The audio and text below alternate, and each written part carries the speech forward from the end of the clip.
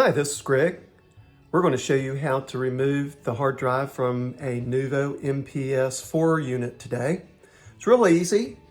All you got to do is take your unit like this one.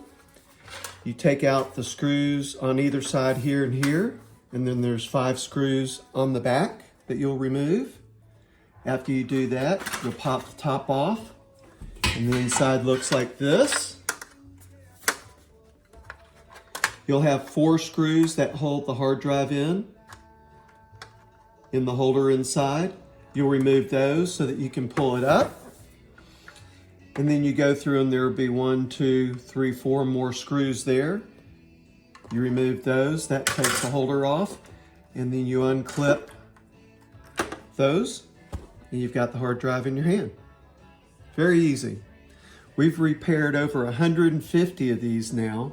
If you're having a problem with yours, go ahead and send us an email at nuvorefurb@gmail.com and we'll take care of yours too. Thanks a lot for watching.